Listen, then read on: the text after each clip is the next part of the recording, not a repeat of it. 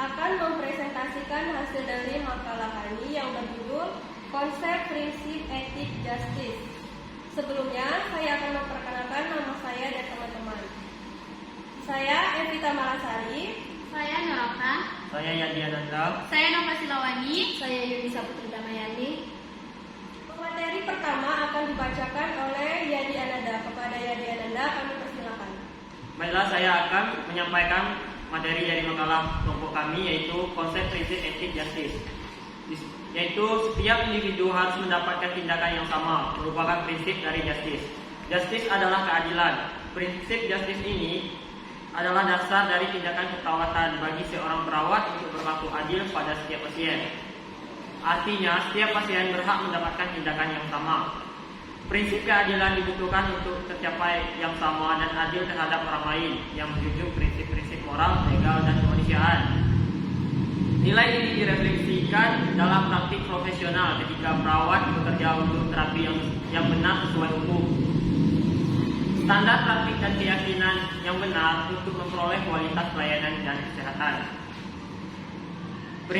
Prinsip justice dan kode etik keperawatan. Kode etik keperawatan, autonomi, kemandirian, benefisensi, berbuat baik, justice, keadilan, veracity, kejujuran, fidelity, menepati janji, confidentiality, kerahasiaan, accountability, akuntabilitas, freedom, kebebasan, dan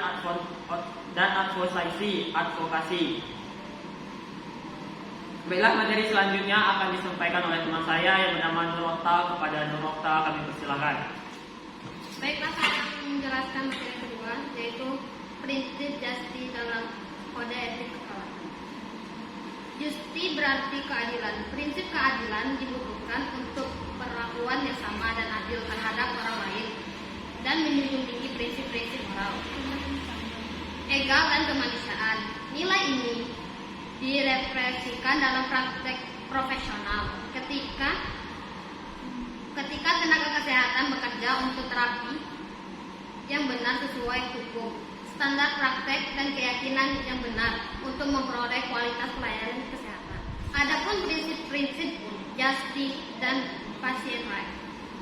1. Dalam konteks ini, prinsip justice atau keadilan ditetapkan yaitu tidak dibeda-bedakan pasien dan memastikan pasien mendapat apa yang seharusnya didapatkan. Dengan melakukan prioritas tindakan dengan tepat, maka dapat pula dideteksikan adanya suatu masalah yang lebih dini sehingga dapat mencegah terjadinya kondisi yang lebih buruk atau terhindari terjadinya hal yang membahayakan. 2. Prinsip justice diterjemahkan sebagai penegak keadilan atau kesamaan hak kepada setiap orang atau pasien. Didefinisikan lainnya adalah memperlakukan orang lain secara adil, layak, dan tepat sesuai dengan haknya. Situasi yang adil adalah seseorang yang mendapatkan manfaat atau beban sesuai dengan hak dan kondisinya. Selanjutnya akan dijelaskan kepada saudari Nova. Baiklah, saya akan melanjutkan materi selanjutnya, yaitu prinsip justice dan faktor sosial kultural. Kaitan keperawatan dengan sosial kultural sampai saat ini belum tergali jelas di Indonesia. Faktor sosio-kultural yang dimiliki perawat atau pasien sangat berpengaruh terhadap perbuatan keputusan etik. Yang kedua, misalnya setiap rumah sakit mempunyai aturan menunggu dan persyaratan pasien yang boleh ditunggu, namun hal ini sering tidak dihiraukan oleh keluarga pasien dengan alasan rumah jauh atau pasien tidak senang bila tidak ditunggu keluarganya. Ini sering menimbulkan masalah etik bagi perawat antara membolehkan dan tidak membolehkan keluarga menemani pasien di rumah sakit. Selanjutnya akan dibacakan oleh Yunisa Putri Damayani. Kepada Yunisa. Contoh kasus yang menyatakan pelaku tidak etis sesuai dengan prinsip justice. Salah seorang perawat yang ditugaskan untuk menangani pasien yang kurang mampu dan berada pada ruang kelas 3. Perawat ini awalnya merawat pasien tersebut ini dengan baik. Namun, suatu hari keluarga dari perawat ini dirawat di rumah sakit yang sama juga tapi di ruang VIP. Setiap hari, perawat ini selalu berkunjung ke ruang keluarganya tersebut, sampai-sampai melupakan seorang pasien yang ada di kelas 3 yang sudah menjadi tanggung jawab sepenuhnya untuk perawat itu.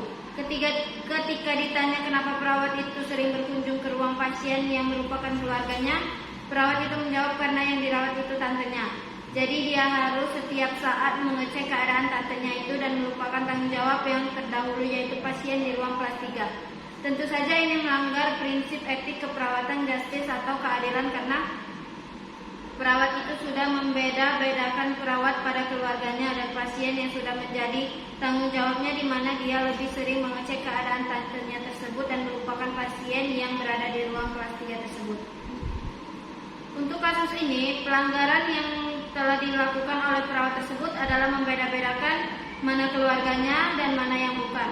Sudah jelas bahwa dia melanggar prinsip etik keperawatan.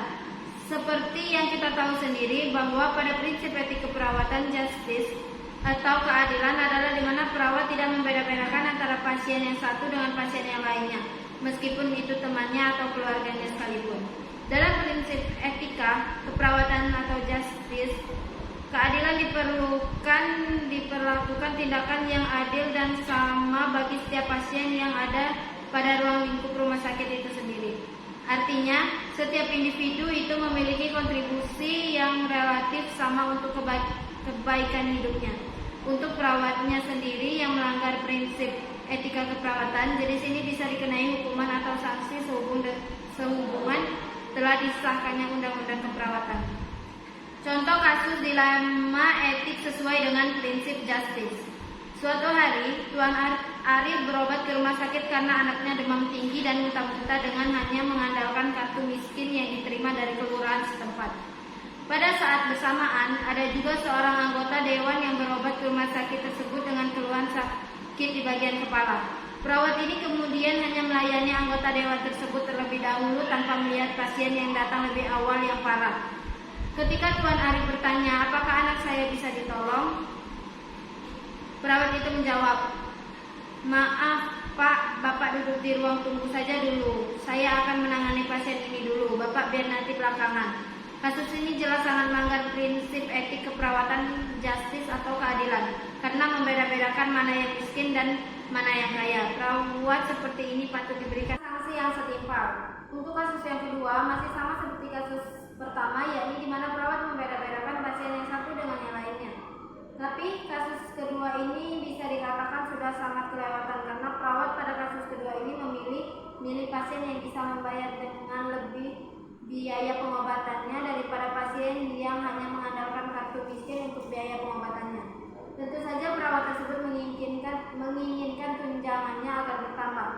Perbuatan perawat yang satu ini juga melanggar prinsip etik keperawatan justice atau keadilan, karena sudah memilih-milih pasien yang ekonominya tinggi daripada ekonomi yang rendah. Baiklah, pemateri selanjutnya adalah kita Malasari kepada Eki. Baiklah, pemateri selanjutnya yaitu saya sendiri. Peran perawat dalam pembuatan keputusan etik pada prinsip justice. Dalam setiap pengambilan keputusan etis, peran perawat adalah sebagai konselor dan advokat. Artinya, perawat harus memberikan informasi tentang kondisi dan situasi yang terjadi dan melibatkan pasien dan keluarga dalam proses pengambilan keputusan. Sebagai pasien dan keluarga, dalam proses pengambilan keputusan, berarti perawat melindungi hak pasien untuk mendapatkan perawatan yang menggunakan dan tidak merugikan. Dalam pembuatan keputusan, perawat akan berpegangan teguh pada pola pikir rasional.